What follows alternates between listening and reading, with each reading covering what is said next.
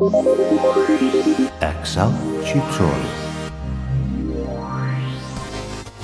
Microsoft Excel tutorial number 2, launching Excel. Now when you first open Excel, you'll either be taken to a blank workbook, like this one on screen, or you'll be taken to a startup interface, like this one, which is often referred to as the splash screen. Now this startup interface is going to vary depending on what version of Excel you're using. It would also be slightly different depending on whether you're using a Windows version or a Mac version.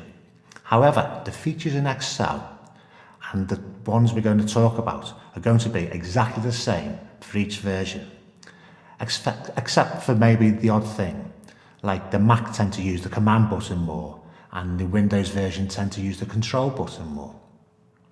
So, on the startup interface, we've got some icons on the left-hand side.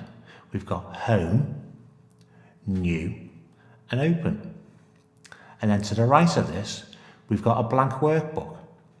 That's what we're going to start with, so we learn everything from New.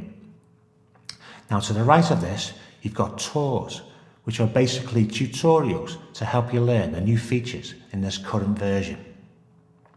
And underneath, you've got recent documents that you've been working on.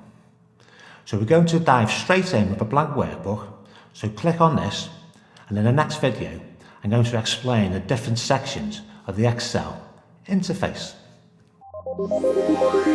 Don't forget to subscribe, press the bell notification button, like, and leave a comment if you liked the video.